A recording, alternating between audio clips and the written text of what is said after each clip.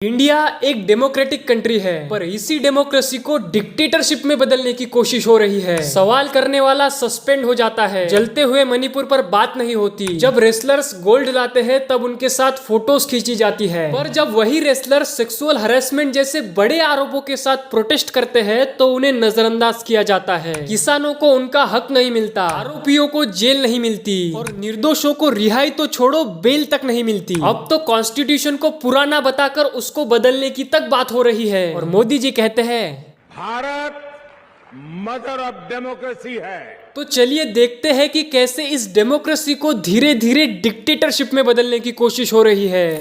आज आजादी के 75 साल के बाद प्रधानमंत्री मोदी जी ने दिल्ली के लोगों की आजादी छीन ली। देशाची लोकशाही संपलेली आहे, डेमोक्रेसी को बाबूक्रेसी में बदल देते। आज लोकतंत्र, संविधान और ऑटोनोमस बॉडीज तीनों पर बहुत बड़ा खतरा है।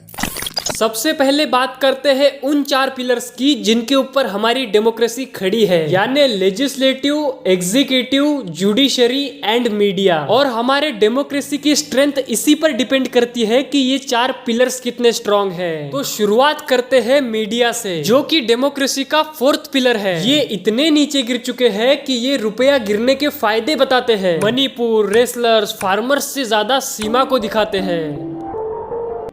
ये सरकार से, प्रधानमंत्री से सवाल नहीं पूछते, और पूछ भी ले तो क्या पूछते हैं? सच बताइए, why don't you get tired? आप थकते क्यों नहीं हैं?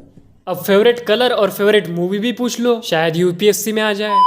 अब मीडिया से तो हमें कोई उम्मीद नहीं है, क्योंकि ये पिलर पूरी तरीके से टूट चुका है। जुडिशरी की बात करें तो सरकार इनके कामों में इंटरफेयर करती है, इनके फैसले कोई नया बिल लाकर बदल दिए जाते हैं। अब तो इलेक्शन कमीशन की सिलेक्शन के लिए जो 3 लोग थे, उनमें से हमारे चीफ जस्टिस जो थे DY चंद्रचूड़ जी, उनको हटा दिया गया। हाँ, अभी तक ये बिल पारित होने का है, पर क्या ये बिल इसलिए लाया गया कि चीफ जस्टिस इनके लिए प्रॉब्लम बन रहे थे, या इनको लगा कि अगर चीफ जस्टिस यहाँ होंगे तो हमें अपनी मनमानी करने का मौका नहीं मिलेगा? अब बात करते हैं लेजिस्लेटिव और एग्जीक्यूटिव की। अब लेजिस्लेटिव की बात करें तो बिल बन भी जाते हैं और पास भी हो जाते हैं, पर डिबेट और डिस्कशन को ये लोग जरूरी नहीं समझते। और एग्जीक्यूटिव एग्जीक्यूट करने से पहले सोचते भी है या नहीं पता नहीं, क्योंकि जीएसटी, डिमोनेटाइजेशन जैसे बड़े और स्ट्रॉन्ग डिसीजंस को ऐसे एग्जीक्यूट किया गया कि ये स्ट्रॉन्ग डिसीजंस वीक डिसीजंस बन गए। आज जब बृजभूषण सिंह पर इतने आरोप होने के बावजूद वो खुलेआम घूमता है, तब डेमोक्रेसी खतरे में लगती है। आप कुछ चंद वोटों के लिए ऐसे आदमी को बाहर रख रहे हो जिसके ऊपर सेक्सुअल हरेसमेंट, पॉक्सो जैसे बड़े बड़े आरोप है। और हमें भी अपने आप से ये सवाल पूछना चाहिए कि जब रेसलर्स गोल्ड लाते हैं तब हम उनके साथ होते हैं, उन्हें बधाइयां देते हैं, और वही रेसलर्स जब किसी अत्याचार के खिलाफ आवाज उठाते हैं तो हम लोग पीछे क्यों हट जाते हैं? क्या ये हमारी जिम्मेदारी नहीं बनती कि उस वक्त भी हम उनके साथ खड़े हो? हमें आवाज उठानी होगी उन अत्याचारों के खिलाफ जो मणिपुर में हो रहे हैं, जो खिलाड़ियों पर हो रहे हैं, जो किसानों पर हो रहे हैं, क्योंकि अगर हम बात नहीं करेंगे तो सरकार तो इसके ऊपर मुंह खोलने वाली है नहीं। ये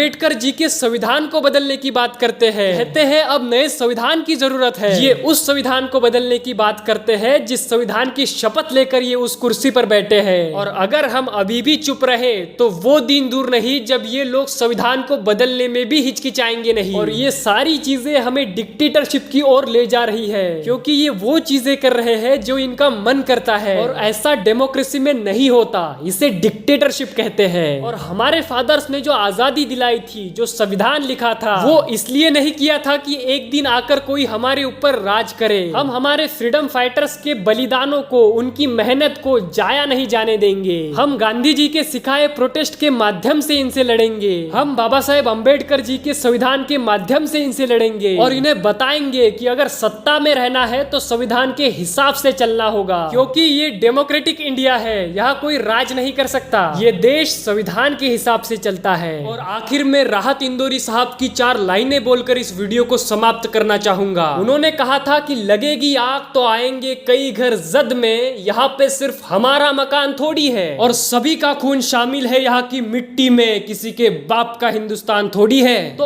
आपकी क्या राय है इस बढ़ती तानाशाही के ऊपर, कमेंट में बताना। और वीडियो अच्छी लगी हो तो लाइक और सब्सक्राइब भी कर देना।